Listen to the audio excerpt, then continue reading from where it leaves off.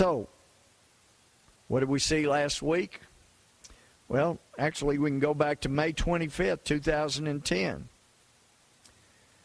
Israel became aware that there was a free Gaza flotilla, so they advised Turkey and other governments whose nationals Israel knew were going to participate that Israel could not allow the self-styled humanitarian mission to breach its defensive naval blockade of Gaza.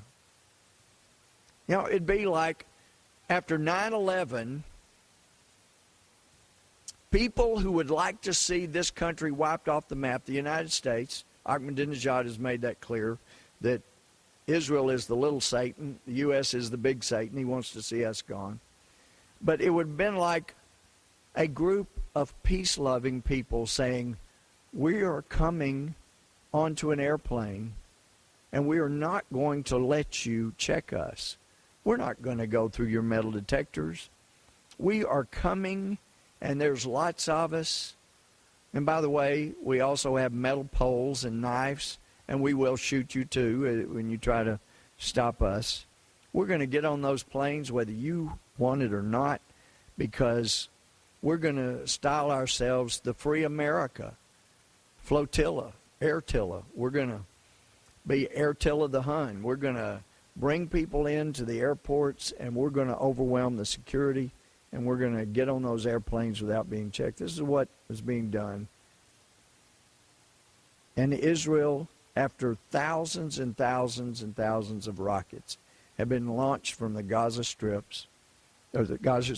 into Israel, killing Israelis, maiming children. I mean, just Israel couldn't let that continue to go on.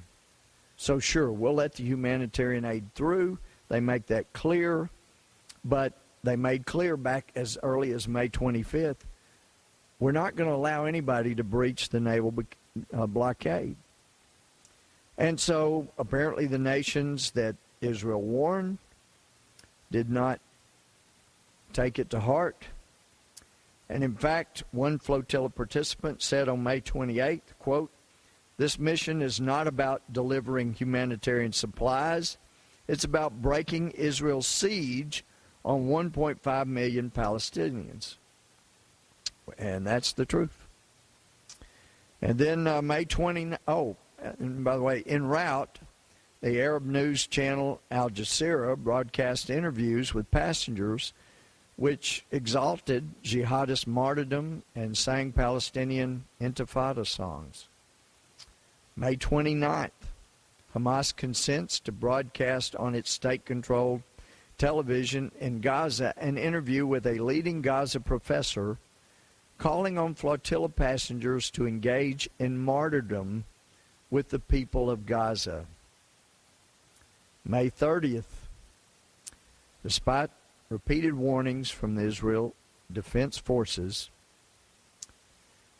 the 6 vessels continued their voyage toward the security zone, and aboard one of the ships, one person told Turkish television, quote, "We will definitely resist and we will not allow the Israelis to enter here," unquote.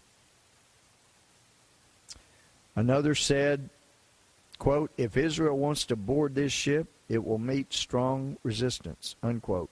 Israel's mistake was not taking those quotes to heart, not taking them literally.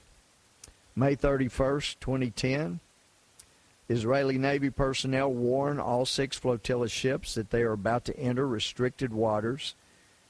Again, Israel offers to collect humanitarian aid and have it delivered to the Gaza Strip by the United Nations.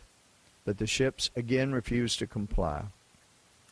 Aboard one of the ships, it's announced, quote, "We're going to resist and resistance will win." And militants on the ship begin yelling, quote, "Intifada, Intifada." Well, we know what happened from there. Some don't. Some haven't watched. I mean, they watched mainstream America, and they haven't seen the Israelis being beaten with metal pipes, being stabbed, Israeli soldiers